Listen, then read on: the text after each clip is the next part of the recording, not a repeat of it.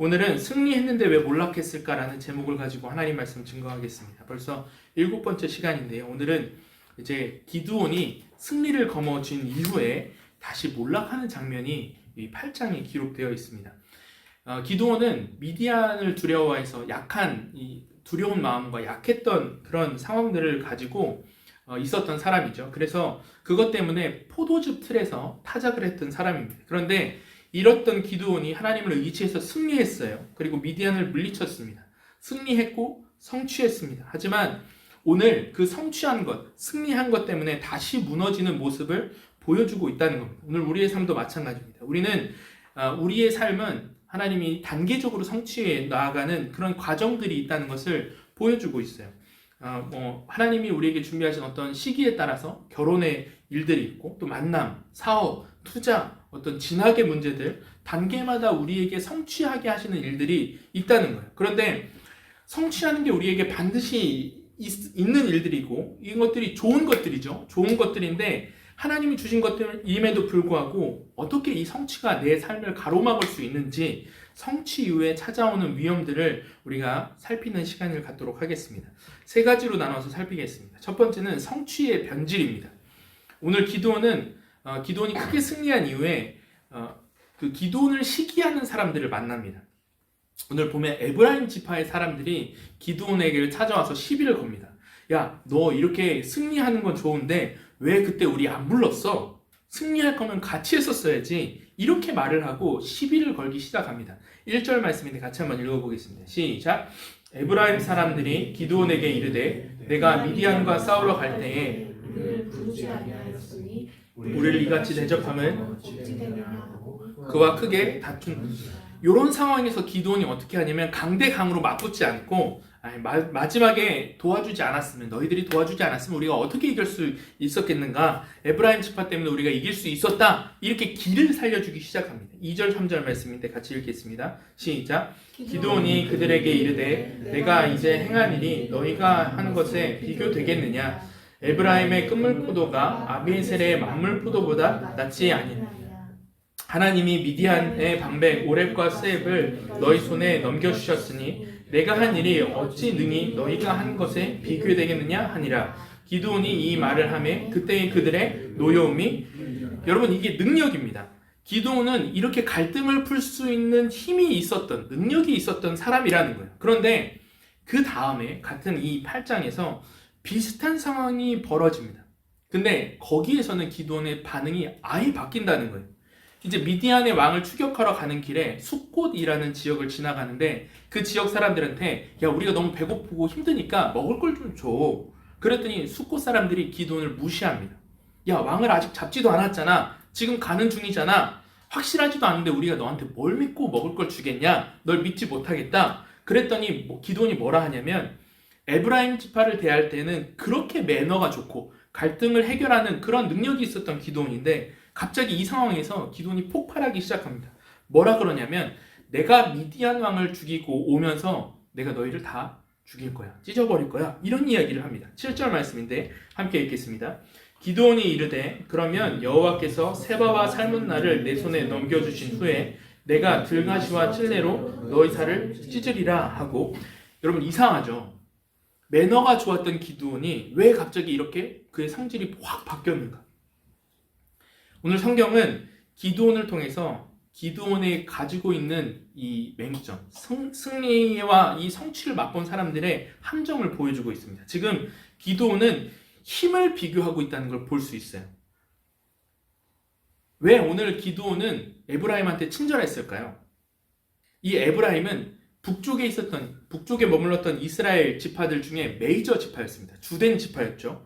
중심되는 지파였고 힘과 영향력이 큰 지파였어요. 그래서 기드온이 함부로 대할 수 없었습니다. 그런데 오늘 뒤에 나온 숫곳, 분우엘 이런 사람들은 별로 유명한 사람들이 아니었어요. 하나님이 지금 내게 주신 영향력으로 충분히 누를 수 있는 사람들이었습니다. 그 사람들이 기드온을 얕보고 야, 아직 왕이 되지도 못하는데 뭘 나눠달라고 하는 거야? 뭘 도와달라고 하는 거야? 무시하기 시작하니까 기드온이 어떻게 되냐? 내가 너희 살을 찢을 거야. 죽일 거야. 이렇게 바뀐다는 거예요. 여러분 이 분노의 근원이 무엇인가? 화를 잘 내는 기질이라서? 그렇지 않습니다. 매너가 좋은 사람이어서? 그렇지 않아요. 왜 변했는가? 기드온의 이 태도의 근원이 어디서 나온 것인가? 바로 힘의 비교. 나의 힘과 상대의 힘을 비교하면서 나보다 힘이 강한 사람에게는 저 사람 되게 대단한 사람이네.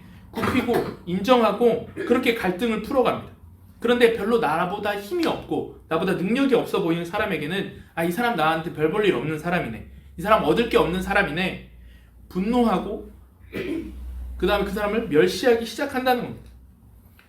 여러분 지난주까지만 해도 기드온이 전장으로 나아갈 때 어떤 힘을 비교하거나 내 형편을 따지지 않았습니다. 군사의 수를 세어보지 않았어요. 근데 그럼에도 불구하고 하나님께서 주시는 승리를 기드온이 경험했습니다. 근데 오늘 지금 기드온이 성취를 맛본 이후에, 전쟁에서 승리를 맛본 이후에 이 자리에 하고 있는 일이 뭐냐? 다시 내 성취, 나의 승리, 내가 가진 현재 힘에 갇혀서 더 힘이 센 지파에게는 잘해주고 나를 무시하는 사람을 짓밟고 화를 내면서 이 비교하는 힘에 갇히기 시작했다는 겁니다. 이게 하나님이 주신 성취 이후에 우리가 빠질 수 있는 함정입니다. 이 성취가 하나님이 주신 은혜고 내 힘과 내 능력이 아님을 알고 있지만 나도 모르게 이 성취 자체가 내 정체성이 되어버리는 것, 이걸 주의해야 된다는 거예요. 그래서 신앙생활을 하다 보면 처음에는 수렁에서 건져주시는 은혜를 체험합니다. 하나님께 기도했는데 취업하게 해주셨어요. 요즘에 이제 진학 시즌이잖아요. 제 주변에 이제 있었던 고3 친구들 또 학부모님들이 그 전에 있었던 교회에 이제 학부모님들이 연락이 와요. 어디 대학에 합격했다. 와, 목사님 기도해 주셔서 합격했어요. 그럼 제가 뭐라 하냐면 열심히 공부해서 그런 거죠. 뭐 하나님이 도와주신 거죠. 본인이 또 기도해서 그런 거죠. 이런 식으로 이제 얘기를 하거든요.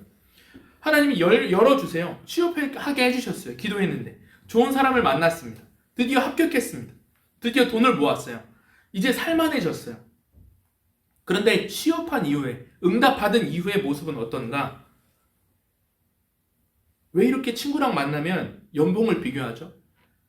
왜 나이를 비교합니까? 왜 자녀들의, 이번 주에도 저희 교회 집사님 만났는데 속상하다는 거예요. 자기 친구가 자기 아들 간 대학에 합격증을 보내왔다는 거예요. 근데 자기 아들은 그 대학보다 조금 더 안 좋은 대학에 갔다는 거예요. 그게 속상한 거예요. 막 친구도 얼마의 연봉을 벌써 모았대요. 벌써 결혼했대요. 내 외모의 수준을 끊임없이 비교하는 거, 그거 자체 계속 재기 시작한다는 겁니다. 왜 그러냐면 내가 약할 때 하나님이 주시는 그 성취, 내가 약해 있는 상황에서 하나님이 주셨던 그 성취는 하나님의 강하심, 하나님의 인도하심을 경험하는 수단이었거든요. 근데 이제 좀 얻고 나니까, 모으고 나니까 이제 내가 합격하고 뭔가를 가지게 된 것이 하나님의 힘이 아니라 내 무기가 돼버린 거예요. 그러니까 우리는 다시 이 무기는 얼마나 힘이 있지? 이 무기는 얼마나 능력이 있는가? 이 무기는 얼마나 내 미래를 담보할 수 있는가? 이걸 비교하기 시작한다는 겁니다. 이제 아름이도 그렇고 여러분들의 반에 있는 친구들, 또 우리 제 주변에 있는 목회자들도 보면 이미 비교가 싹 다 돼요. 누가 공부는 어떻고 어디 집에 살고 있고 누구 교회가 그냥 건물이 있는 교회고 없는 교회고 막 이게 비교가 되기 시작합니다. 이렇게 비교하는 것, 그게 바로 내가 성취에 매여버렸다는 증거라는 거예요. 우리가 비교하는 순간 지금까지 하나님이 내게 주시는 성취, 하나님이 내게 맛보게 하신 이 일들을 우리는 전혀 감사할 수 없어요. 여러분 한번 생각해 보십시오. 왜 하나님이 굳이 나를 이런 상황에, 그 연봉에, 그 학점에 멈추게 하셨을까요? 내 친구는 똑같이 기도했는데 더 좋은 데 가고, 내 친구는 똑같이 기도했는데 더 많은 물질을 얻고, 그러면 하나님 왜 저한테는 저런 거 주시지 않습니까? 가난을 벗어나기 위해서 엄청 많이 기도했어요. 근데 하나님은 나에게 빚을 갚을 정도의 돈만 주시고, 저 사람은 비즈니스석을 타고 막 여행 다니고, 왜 하나님 저한테 그런 거 주지 않으세요? 그때에 내가 지금 어디에 빠져 있는 것이냐? 이 비교에 빠져 있다는 거예요. 이 비교에 빠지는 순간 내 성취가 내 기쁨을 담보한다라는 믿음이 우리 안에 자리 잡기 시작합니다. 내 성취의 크기만큼 내 미래의 기쁨도 커질 것이다. 여기에 빠지는 순간 하나님이 주신 내 삶의 인도하심과 하나님 내 삶에 임재하시는 그 과정들이 하나도 기쁘지 않을 거예요. 이게 비교에 매인다는 거예요. 이런 분들도 계셔요. 고지식한 분들은 목사님 저는 남이랑 비교하지 않습니다. 저는 비교라는 건 열등감 있는 사람들이나 하는 거지 전 비교하지 않습니다. 저는 제 인생 그냥 열심히 살아가면 되는 거 아닙니까? 근데 비교를 안 한다고 하면서 내 성취를 무기 삼고 있다라는 걸, 그걸 믿고 있다는 걸 알 수 있는 증거가 있어요. 오늘 기드온이랑 마찬가지인데 기드온이 오늘 어떻게 행동을 하냐면 기드온이 오늘 에브라임 지파를 치켜 세웁니다. 에브라임 잘한다. 그래, 에브라임의 그 포도의 단물이 훨씬 낫지. 왜 그럴까요? 우리가 어떤 분야에서 과도하게 부러워하고 과도하게 누군가를 치켜 세우는 특정 분야의 사람, 특정 분야의 어떤 목적이 있습니까? 여러분 거기에 여러분들의 성취가 있고 거기에 내 기쁨이 숨겨져 있다는 거예요.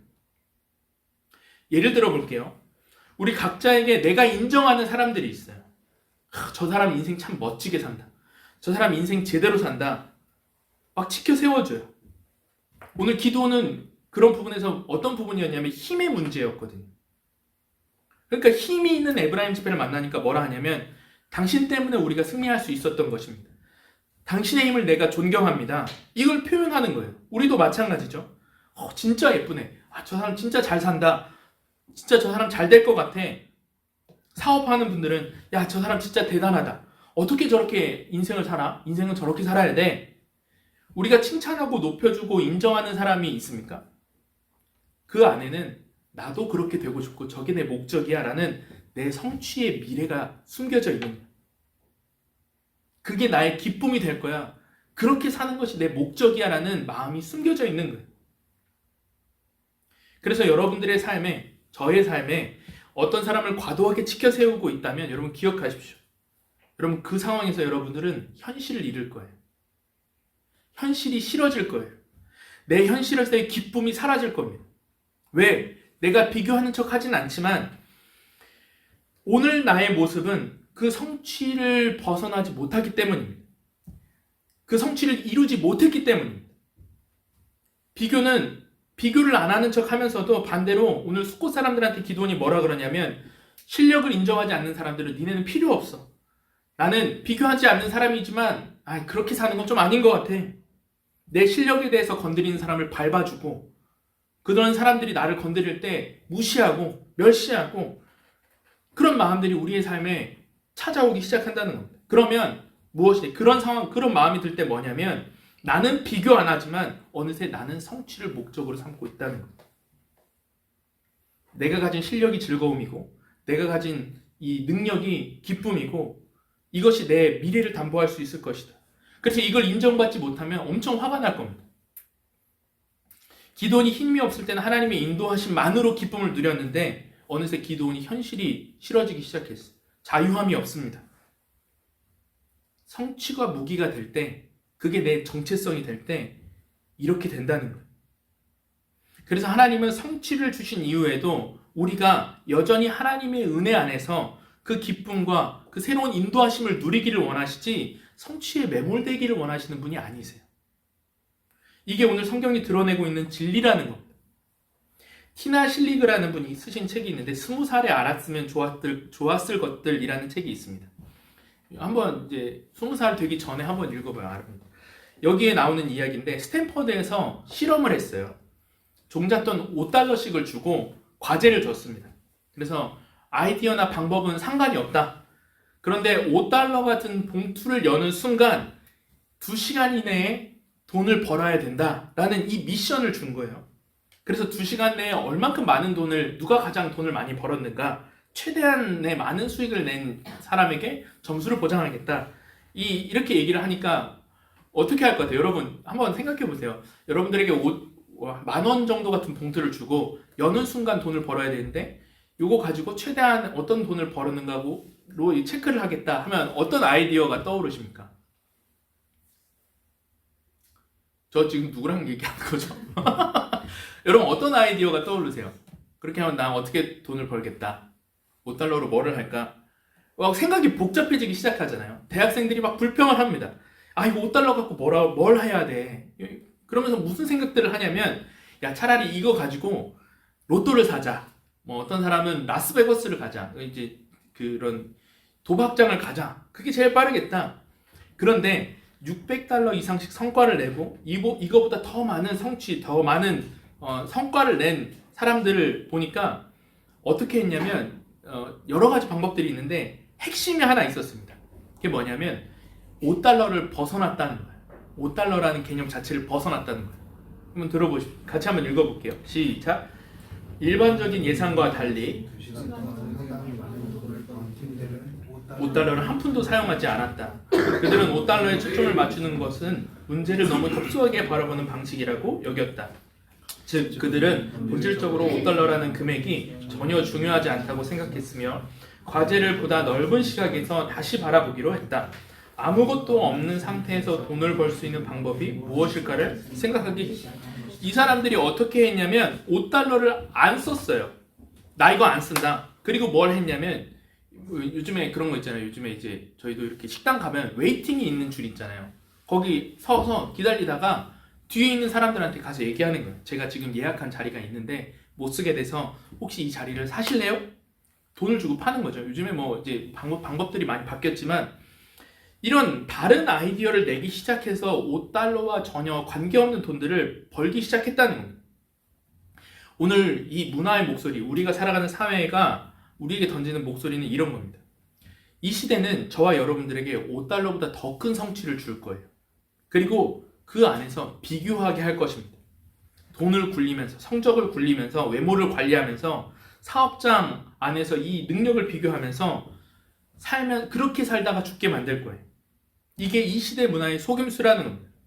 우리는 하나님의 의지에서 분명히 어려움에서 벗어날 거예요. $5에서 벗어날 것입니다. 그러나 내가 벗어난 이후에도 이 번 것, 성취한 것, 내가 회복한 것이 나의 무기가 되는 순간 여러분은 더 주시지 않는 하나님에게 대해서 원망하고 더 이루게 하시지 못하는, 더 성취를 주시지 않는 하나님에 대해서 내 신세를 한탄하게 될 거예요.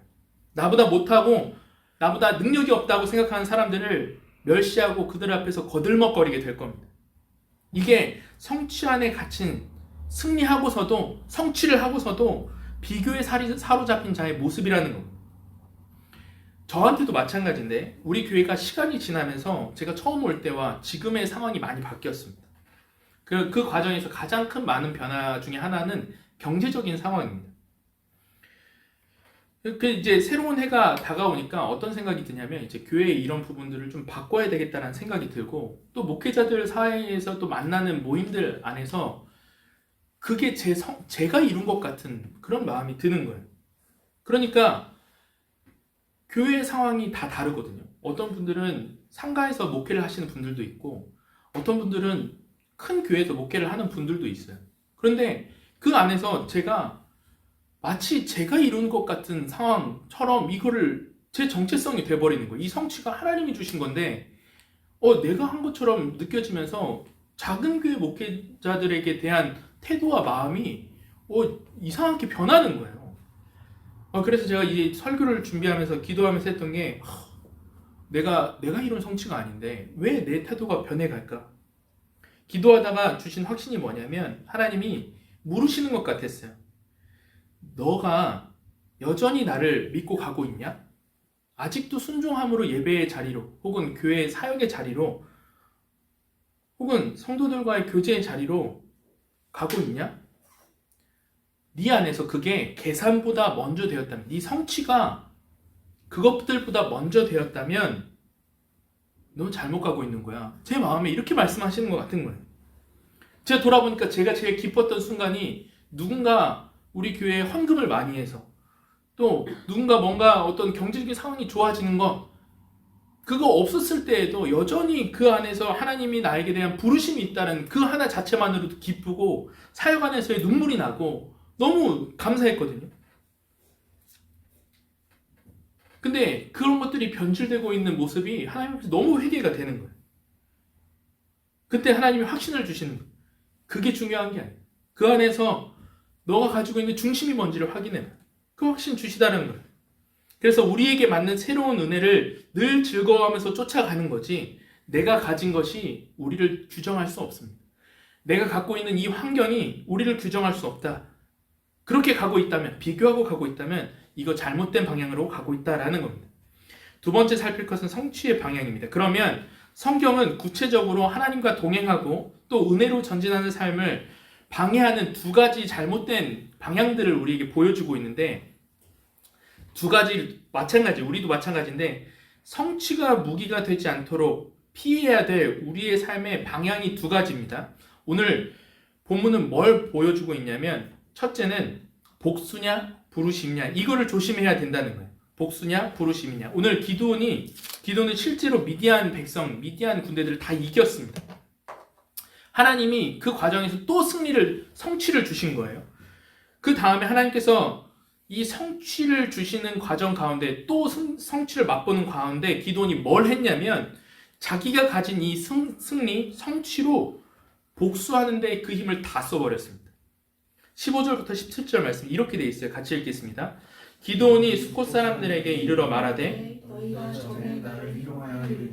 세바와 살문나의 손이 지금 내 손 안에 있다는 거냐? 어찌 우리가 내 피곤한 사람들에게 떡을 주겠느냐 한 그 세바와 살문나를 보라 하고, 다 이루었다는 거예요. 야, 니네 그때 내가 얘기했었지? 내가 얘네 못 잡는다고 그렇게 비난했었지? 봐봐, 내가 이뤘어. 그 다음에 어떻게 하냐면, 그 성읍의 장로들을 붙잡아 들가시와 찔레로 수콧 사람들을 징벌하고 분우엘 망대를 헐며 그 성읍 사람들을 죽였대요. 나 무시했지? 나 이제 성취했어. 이거 봐. 그러니까 내가 갚아줄게.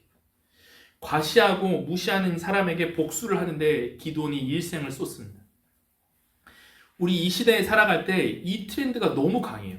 여러분들 요즘에 그 OTT에서 나오는 드라마 같은 걸 보면 사이다 영상 혹은 그런 힘이 없던 사람들이 갑자기 힘이 있게 되면서 그걸 복수하는 영상, 그런 드라마들이 굉장히 유행하잖아요. 우리의 삶에 그런 것들이 이미 너무 바라는 것들로 바뀌어져 있다는 겁니다. 그러나 오늘 복수의 인생을 낭비하면 안 된다라고 성경은 제시하고 있는 거예요. 이걸 우리에게 어떻게 적용하냐면 이렇게 적용하면 돼요. 물론 복수하고 싶은 사람이 나타날 수도 있지만 안 나타날 수도 있잖아요. 이걸 어떻게 적용하면 되냐면, 상처를 관리하는 인생을 살면 안 된다는 거예요. 뭐라고요? 상처를 관리하는 쪽으로 내 인생을 바라보면 안 된다는 거예요. 예를 들면 가난한 사람, 가난을 겪어본 사람들은요, 가난이 얼마나 힘든지 알아요. 그래서 청년 때, 20, 30대 때 가난했던 사람들은 가난에게 복수를 하기를 원합니다. 그럼 어떻게 하냐면 하나님의 도우심으로 돈을 관리하면서 가난에서 벗어나게 됐어요. 20, 30대를 지나가면서. 그런 사람일수록 내 그 다음 스텝을 뭘 준비하냐면, 인생이 돈을 준비하는 것, 돈을 관리하는 것, 가난에 또 빠지지 않는 것, 가난을 피하기 위해서 내 인생을 모두 설계한다는 것. 거기에 에너지를 다 쏟아부어요. 내 인생 다시 무너지면 안 된다. 내 인생 이 돈 벌 기회 놓치면 내 인생 미래가 없다. 그래서 다른 것보다 그 가난을 벗어나는 거에 확신을 두고 그렇게 따라갑니다. 그래서 안정적으로 돈을 버는 방식으로, 안정적으로 내 삶을 금전적인 걸 설계하는 방식으로 그렇게 가요. 그래서 제가 아는 분의 부모님이 사업을 하다가 IMF 때 망한 거예요. 이 친구가 공부를 잘해서 큰 기업에, 대기업에 취직할 그런 기회도 많이 있었고, 그런데 다 그런 데를 가지 않았어요. 그래서 야, 왜 그런 좋은 조건이고 또 여러 진로를 생각해 볼 수 있는데 왜 거기 안 가? 라고 물어보니까 이 친구가 뭐라 하냐면, 난 무조건 공무원 하겠다는 거예요. 왜? 공무원이 되는 게 나쁜 게 아니라 이 사람의 동기는 뭐냐면 그 가난에 대한 복수가 마음에 있는 거예요. 공무원은 그런 IMF가 와도 괜찮지 않냐? IMF 때 겪었던 그 가난에 대한 복수가 그렇게 나오고 있다는 거예요. 공무원이 되어서 안전의 벽을 침으로 내 인생을 관리할 것이다. 복수로 나오는 거예요. 여러분, 하나님은 우리를 상처를 관리하는 인생으로 부르시지 않으셨습니다. 오늘 기드온이 나머지 인생을 그렇게 다 써버려요. 그래서 주석가들이 기드온의 인생을 어떻게 평가하냐면, 기드온의 인생의 처음은 내셔널이었어요. 국가적인 사명. 하나님께서 부르신 것을 관리하는 사명이 있었는데, 그것이 마지막에 가서는 무엇으로 변질되냐면 퍼스널로 바뀐다고 이야기를 해요. 기드온의 나머지 인생의 한마디는 뭐냐면 내셔널에서 퍼스널로 바뀌었다는 거예요. 개인적인 복수를 하다가 인생이 마무리됐다는 겁니다. 왜 그렇습니까? 하나님의 부르심이 하나님의 부르심이 내 삶의 목적이었는데 이게 어떻게 바뀌었어요? 복수가 내 인생의 부르심으로 바뀌었어요. 복수냐 부르심이냐 기억해야 된다는 겁니다. 여러분들의 삶을 살아가는 순간에 하나님이 회복하시는 거 경험하게 하실 거예요. 하나님이 그것을 극복하고 회복하게 하실 것입니다. 그런데 그때에 그 다음 상처, 내가 이 상처를 관리하는 것으로 나아가야지 그렇게 살아가서는 안 되고 상처를 관리하는 것으로 살아가서는 안 되고 새로운 내셔널, 하나님이 내 삶에 이것을 허락하신 이유가 무엇일까?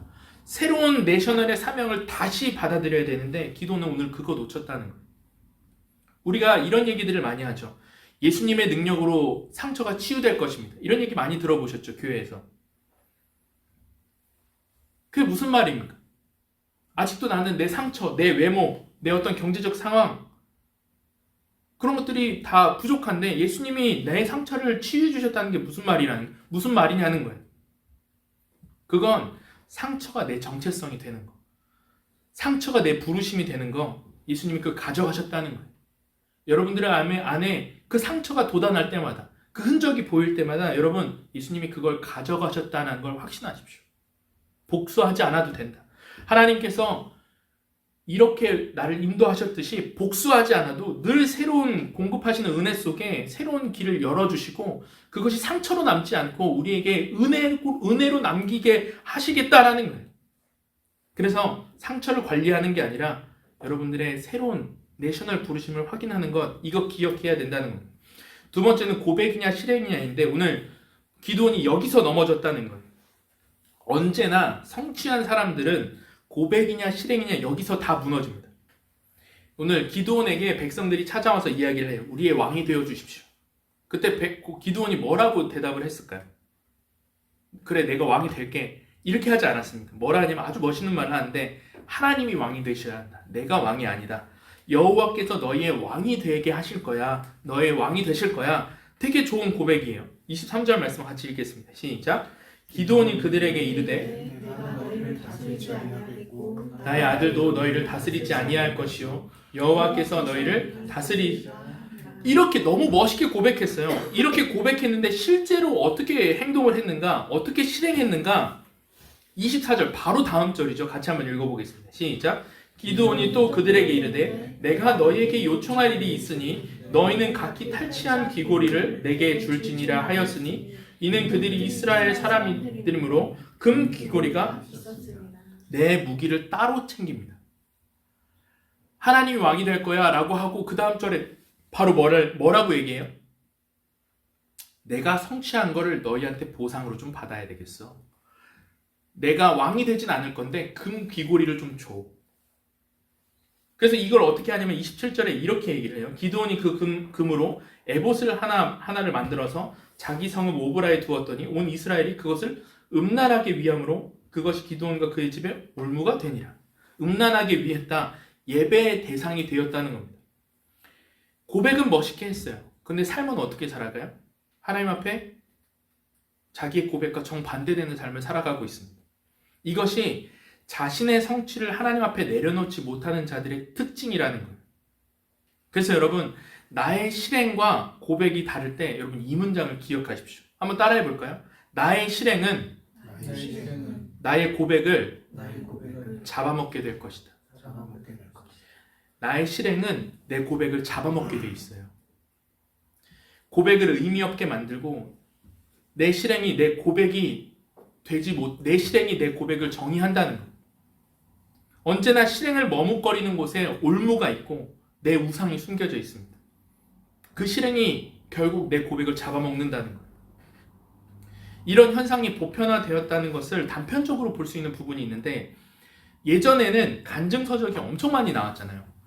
이제 제가 어렸을 시절 김 집사님이나 노 집사님이나 홍 집사님이 이 대학교 때 시절에는 간증서적이 엄청 많이 나왔죠. 그래서 그때 전도할 때는 예수 믿으십시오 이렇게 주기도 하고 간증서적만 줘도 전도가 되는 시기였잖아요. 그래서 각계각층의 여러 분야에서 간증서적이 쏟아져 나왔습니다. 왜냐하면 고백과 실행이 일치했었거든요. 근데 지금은 어떠냐면 신앙서적의 80%가 신학서적이거나 이론서들이 많습니다. 혹은 간증이란 내용보다는 그런 어떤 개인이 읽고 할 수 있는 에세이 형식의 글들이 굉장히 많이 나와요. 이게 어떤 의미냐면 옛날에 뭐라고 했었는지, 옛날에 어떻게 은혜를 누렸는지를 다시 찾아보자는 거예요. 종교개혁 때 뭐라고 얘기했는지 다시 찾아보자라는 거예요. 교수님들은 되게 좋아해요. 드디어 옛날 내가 공부했던 사람들이 주목을 받는다. 근데 여러분, 이건 재앙의 시대가 열린 겁니다. 왠지 아십니까? 오늘날 맺히는 열매, 고백이 실행되고 있는 열매가 보이지 않아서 이론으로 찾아 들어가겠다는 거예요. 그래서 그게 어디까지 갔냐? 한때 유행했던 책인데 1세기 그리스도인의 하루 이야기. 읽어보세요. 되게 좋은 책이거든요. 이 책을 무시하려는 게 아니라 1세기 그리스도인들의 하루 이야기, 이 시대가 던지는 메시지를 우리가 착각하는 게 뭐냐면 1세기 때 이 사람들 정말 목숨을 버리면서 이렇게 했구나, 이런 신앙 고백을 했었구나, 그리스도인들이 핍박과 환난 중에서도 이렇게 믿음을 지켰구나, 이런 얘기가 써져 있거든요. 근데 전 이걸 읽으면서 뭘 느꼈냐면 이 시대의 고백이 실행과 일치되지 않는다는 거예요. 고백은 많아요. 하나님 영광 받으시고 예배 높임 받으시고 하나님 인도해 주시고 하나님 찬양합니다. 이런 고백은 많아요, 이 시대에. 그런데 실행이 없다는 거예요. 실행이. 지금 우리의 실행이 내 고백을 다 잡아먹고 있습니다. 주변에서 실행을 찾아볼 수가 없으니까 실행을 배울 수가 없어요. 그리스도인들에게도 저렇게 신앙인은 사는 거구나, 이렇게 내가 신앙생활 해야 되는 거구나를 배우지 못하니까 어디로 가냐면 1세기까지 간다니까요. 이건 재앙이라는 거. 지식에 멈춰 있는 거. 고백과 실행의 괴리. 실행이 고백을 잡아먹게 된다는 거예요. 여러분, 고백을 아무리 공부해 보십시오. 신학생들, 이게 좀 그렇지만 신학교 때 가장 많이 보는 거예요. 실행이 고백을 막 잡아먹어요. 없어져요. 저희 동기들도 많이 없어졌어요. 종교개혁 때 무슨 신조가 어땠고 사도신경이 어떻게 정립해온 거고, 실행이 없으면 재앙입니다. 그래서 그럼 이 시대에 우리는 무엇으로 고백할 것인가? 무엇으로 실행과 고백을 함께 가게 할 것인가? 세 가지인데, 여러분, 시간으로 고백하시고 지갑으로 고백하시고 언행으로 고백하십시오. 이 실행의 온전함은 어떻게 오는가? 첫 번째는 시간으로 고백하는 것에서부터 시작됩니다. 정확한 시간에 정확한 고백이 담겨져 있습니다. 여러분, 여러분들의 시간을 오늘 어떻게 쓰십니까? 오늘 예배 몇 시 정도에 오셨어요? 여러분들의 삶에 성경과 말씀을 묵상하는 시간이 어느 정도 되십니까? 몇 분이에요? 몇 초예요? 여러분, 이렇게 생각하면 돼요. 회사에 여러분 몇 시에 출근하러 가십니까? 굉장히 논쟁이 많은데 아름이한테 한번 물어봐야 되겠다. 9시 출근이라고 하면 몇 시까지 가야 될까? 9시에 업무를 딱 할 수 있도록 15분 전에 가야 될까? 아니면 9시까지 출근이라 했으니까 9시까지 도착하면 될까? 15분 전에. 이제 교육 이렇게 하면 이제 어른들이 좋아하시죠. 근데 이제 MZ 세대들은 9시에 왔는데 왜 내가 9시까지 출근 시간이면 이거지, 왜 지금 그거 갖다 따지느냐, 이렇게 얘기를 하는 일들이 많으니까 이제 이렇게 조금 사회에 계신 분들이 복장이 터지는 경우가 많은데 15분 전에 와요. 영화 어벤져스를 좋아하는 사람들은 15분 전에 가서 광고를 다 봐요. 여러분, 이게 무슨 말인지 이해가 가십니까? 내가 손흥민을 좋아하거나 하정우를 좋아하거나 그런 사람들은 프리미어 리그 새벽에 한다고 하면 이미 그 전에 일어나서 기다리고 있어요. 내가 당신의 팬입니다. 광고 이거 다 볼 수 있습니다. 그걸 다 받아들일 수 있는 여유가 있습니다. 왜? 당신을 향한 내 고백이 영화관에서 그 새벽 시간 일찍 일어나는 것에서 시작되기 때문에 정확한 시간에 고백이 담겨져 있는 거예요. 여러분들의 삶에도 시간으로 하나님을 고백하십시오. 시간으로 여러분들의 삶에 일상에 임하는 하나님을 고백하십시오. 시간을 비축하십시오. 여러분들의 삶을 시간을 쪼개서 하나님과 가까워지는 시간이 분명히 있어야 됩니다. 정해진 시간이 있어야 되는 거예요. 두 번째는 지갑으로 고백하십시오. 여러분, 어디에 돈을 쓰고 계십니까? 이번 주에 제가 IT 업계에 이제 종사하고 있는, 제가 이전에 있었던 교회 청년을 우연히 만나게 됐는데, 그 청년한테 이런저런 얘기를 하다가 이분이 소프트웨어를 개발하거든요. 근데 이제 무슨 얘기를 했냐면 우리나라에서 소프트웨어를 아무렇게나 이제 받아서 쓰는 사람들이 너무 많다는 거예요. 저도 돈이 없을 때는 뭐 윈도우 같은 거 이렇게 어둠의 경로를 통해서 이렇게 쓰고 했지만 어느 정도 돈이 있을수록 그런 거를 정품을 사서 쓰고 있거든요. 그랬더니 이제 요즘에 또 뭐 넷플릭스나 OTT도 그렇고 또 뭐 챗 GPT나 혹은 이런 걸 쓸 때도 정품을 돈을 내고 쓰거든요. 이런 얘기를 하니까 이 IT 업계에서 있는 친구니까 너무 고맙다는 얘기를 하는 거예요. 그러면서 무슨 얘기를 하냐면 자기도 이 업계에 들어가기 전에 그 말 무시했대요. 아무거나 받아서 쓰면 되지. 근데 들어가 보니까 왜 한국의 개발자들이 이렇게 박봉을 받으면서 여기서 이렇게 일하는지 알겠다는 거예요.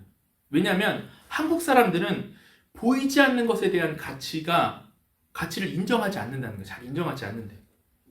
그리스도인이든 아니든 쓸 수 있으면 아무거나 받아서 쓰면 되지. 다 그렇게 쓴다는 거예요. 들어가 보니까. 근데 자기가 그 일을 하면서 밤새 개발하고 밤새 소프트웨어 만드는 거 이거는 분명히 대가를 지불할 만하다는 거예요. 그래서 가치를 만들기 위해서 지불하는 거 우리의 삶에 필요한 겁니다. 또 한 가지. 여러분 정부나 기업이 사회단체를 통제하는 방법이 있는 게 뭔지 아십니까? 시민단체에 돈을 뿌려요. 그러면 사상적으로 다 넘어오게 되어 있습니다. 시민단체를 보면 그 뒤에 늘 펀딩을 하는 사람들이 있어요. 그 펀딩을 하는 사람들이 돈을 내면서 뭘 넣냐면 자신의 사상과 가치를 넣습니다. 근데 유독 교회에는 그 가치가 들어오지 못하는데 왜냐면 11조 때문에 그래요. 11조. 11조를 잘 내서 잘 버틴다는 뜻입니까? 그게 아니라 돈으로 안 넘어가는 단체가 있다는 거예요. 국가나 기업이 광고나 돈으로 움직일 수 없는 단체가 교회라는 거죠. 그래서 통제가 불가능해요. 이게 좀 안 좋은 예로 뭐 요즘에 뉴스에도 많이 나오지만 그런 데는 돈을 받았겠죠. 돈을 받지 않고 깨끗한 교회를 유지하는 게 중요한데 그래서 교회가 통제가 불가능한 겁니다. 그러니까 북한 같은 공산국가나 이런 이제 독재가 있는 데는 교회를 무서워하고 탄압하는 거예요. 북한 교회 실상 비디오에 나온 얘기인데 식량난 때 사람들이 다 아사했잖아요. 막 300만 명이 죽었다, 몇백만 명이 죽였다 얘기를 나오는데 근데 북한의 지하교회 성도는 한 명도 죽지 않았대요. 다 살아남았대요. 그래서 인터뷰하는 사람이 물어봤어요. 어떻게 교회 사람들이 살아남았습니까? 그때 인터뷰한 북한 성도의 얘기인데 제가 가져왔거든요. 글로 쳐서 왔는데 같이 한번 읽어볼게요. 시작. 우리가 모일 때마다 11조 헌금을 걷어서 먹을 것이 없는 성도들을 도와주었기 때문에 성도들 가운데 한 사람도 굶어 죽은 여러분 이게 실행으로 고백하는 거라는 거예요. 아무리 가난해도 아무리 배급 사회여도 열의 하나는 하나님께 돌려드리고 아무리 김정은이 배급을 해줘도 열의 하나는 이웃을 위해 사용하는 거 20개의 하나는 이웃을 위해 사용하는 거 그걸 기억하니까 무너지지 않더라는 겁니다. 여러분 이게 실행으로 고백하는 겁니다. 다시 1세기 여러분 1세기로 찾아 들어가면 안 됩니다. 오늘 내 삶으로 실행으로 고백하는 거예요. 세 번째는 언행인데 이 시대의 중요한 전도의 표징이 언행입니다. 오늘 에베소서 5장 3절 4절 말씀인데 이것만 읽고 여기는 금방 넘어갈게요. 같이 읽겠습니다. 시작. 음행과 온갖 더러운 것과 탐욕은 너희 중에서 그 이름조차도 부르지 말라. 이는 성도에게 마땅한 반이라. 누추함과 어리석은 말이나 희롱의 말이 마땅치 아니하니 오히려 감사의 말을 하라. 실행의 고백이 말과 행동으로 나타나야 되는데 실행이 고백을 잡아먹었다. 지금 오늘 기드온이 거기서 놓쳤습니다. 말은 그렇게 했지만 행동은 그렇게 하지 않았어. 승리했는데 여호와가 왕이 되셔야지. 근데 금귀골이 좀 줘. 무너졌다는 거. 마지막 세 번째 성취의 종착지입니다. 그러면 이제 우리한테 드는 질문은 이거죠. 목사님, 하나님이 주신 성취를 그럼 맛보지 말라는 겁니까? 하나님이 우리 삶에 성취하게 하시는 거를 우리가 어떻게 받아들여야 됩니까? 하나님이 우리 삶에 성취하게 하실 거라면서요. 이 성경에 나타나는 성취의 종착지를 제시하시는 분이 딱 한 분이 있습니다. 오늘 기드온은 성취의 종착지를 성취를 우상 삼음으로 망가졌어요. 그런데 성취 가운데 새로운 길을 내시는 분이 이 땅에 오셨습니다. 그분이 무엇을 하셨냐면 성취를 통해서 온전한 구원을 이루신 분이에요. 누구시죠? 예수님이세요. 성취가 나의 무기가 되고 하나님 주신 성취를 우리가 밟아갈 때 이것을 통해서 안 되는, 넘어가지 못하는 막히는 장벽이 하나 있습니다. 그게 바로 죽음입니다. 내 성취로 내 인생을 담보할 수 없는 순간이 죽음인데, 이 예수님께서 어떻게 하셨냐면 한 가지 방법을 알려주셨어요. 성취를 통해서 내 삶이 망가지지 않고 내 삶이 온전하게 나아갈 수 있는 방법이 뭐냐면 섬김입니다. 그럼 목사님, 예수님이 얘기한 건 그래 너 이렇게 섬기면서 살기나 해, 그럼 복 줄게, 이런 식으로 우리에게 섬김을 요구하시는 것입니까? 그게 아니라는 거예요. 예수님은 이 땅에 오셔서 이 섬김이 이 성취를 맛보는 자의 해결 원리라는 것을 보여주고 싶어 하셨다는 거예요. 성취로 해결되지 않는 게 죽음인데 예수님은 이 풀리지 않는 문제가 어떻게 하나님 나라의 방식으로 풀리는지를 보여주신 거예요. 제가 그걸 같이 한번 좀 이야기를 나누고자 하는데, 섬김을 통해서 그걸 어떻게 풀어가셨는가? 마가복음 10장 45절에 이렇게 되어 있습니다. 같이 읽겠습니다. 시작. 인자가 온 것은 섬김을 받으려 함이 아니라 도리어 섬기려 하고 자기의 목숨을 많은 사람의 대속물로 주려 함이라. 우리가 이거 들으면 예수님도 우리에게 목숨을 주셨으니까 이렇게 우리도 목숨을 주면 하나님께서 복 주실 것이다 생각을 해요. 근데 목숨을 못 주면 어떻게 할 거예요? 병진 형제, 날 위해서 목숨을 줄 수 있어요? 못 주죠. 못 줘요. 나에게 딸린 지금 식구가 얼마고 막 이러면 계산이 되잖아요. 예수님께서는 우리에게 그걸 강요하려고 오신 게 아니라는 겁니다. 뭘 보여주고 싶은 건가?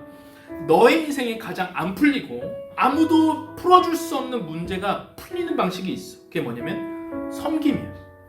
대속물로 나를 내어주는 거. 예수님께서 자신의 몸을 내어주셨을 때 우리의 죽음의 문제가 풀렸을 뿐만 아니라 예수님도 부활하셨어. 모든 문제가 다 해결되었다라는 이 방식이 하나님 나라가 이 땅에 임할 때, 우리에게 임할 때 우리의 삶의 문제가 해결되는 방식이라는 거예요. 그 십자가를 볼 때만 우리의 세계관이 바뀔 수 있습니다. 오늘 기도원처럼 무언가를 얻기 위해서 상황을 판단해가면서 내가 성취한 것이 무기가 되어서 내가 얻을 수 있는 게 있을 때는 굽신거리고 좋은 척하고, 그렇지 않을 땐 무시하고 분노했어요. 말로는 하나님이 하셨지, 하나님이 주셨지, 그러면서 내 마음의 성취를 보상받는 방식으로 우리가 살아왔어.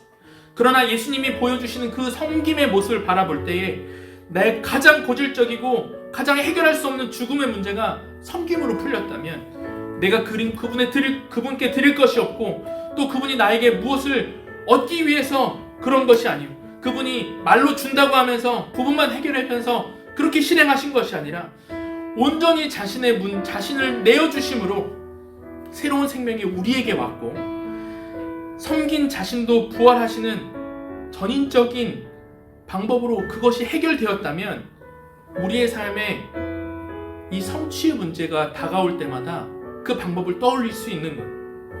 섬기면 내가 하나님 앞에 복을 받는 게 아니구나.